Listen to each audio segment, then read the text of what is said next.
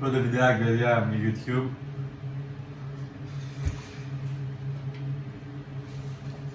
Είμαστε στην Αθήνα. Είμαστε bro. Δεν έχουμε λεφτά, αλλά έχουμε κάτι μέσα μας που μας κάνει να μην θέλουμε να ζήσουμε μια φυσιολογική ζωή.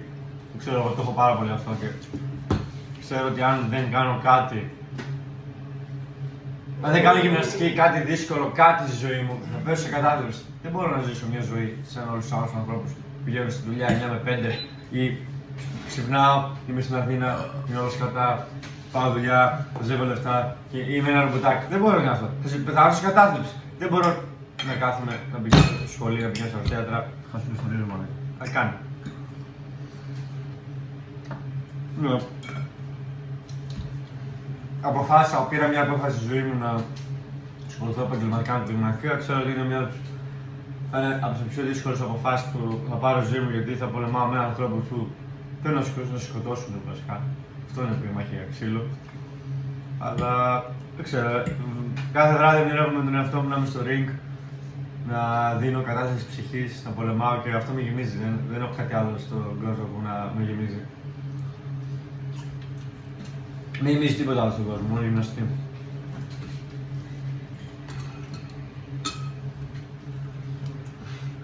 Δεν έχω κάτι άλλο να κάνω. Δεν δω με το μάξιμο, να πεις το δικά μου λάθος. Αυτά, ένα μικρό ταξιδάκι, ενός βλάκα ξεκινάει. Ενός ανθρώπου που δεν το ξέρει τη μάνα του. Ξεκινάει γιατί, ξεκινάω μόνος μου γιατί κανείς δεν πιστεύει σε μένα, αλλά στο μέλλον θα πιστεύει πολύ περισσότερο. Αυτά.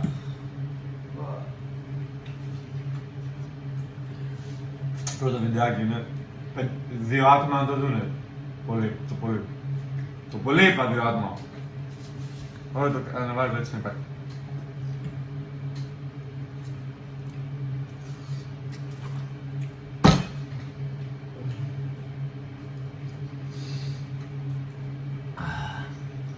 Είναι 69 μισό, είναι 69-400 γραμμάρια κιλά.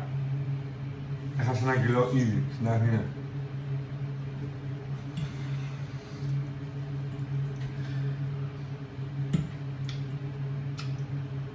Αυτό. Θα πάμε σε καμιά σχολή σήμερα λογικά να μιλήσουμε για την πυρμαχία. για κανένα δάσκαλο. Απλώς θα τους πω, θέλω να ασχοληθώ με αυτό, θέλω να κάνω όσο περισσότερους αγώνες μπορώ. Στείλτε μου αναλυτικό όλο το πρόγραμμα μέχρι την επόμενη χρονιά που γίνουν όλοι οι αγώνες να προετοιμαστώ και να πάω.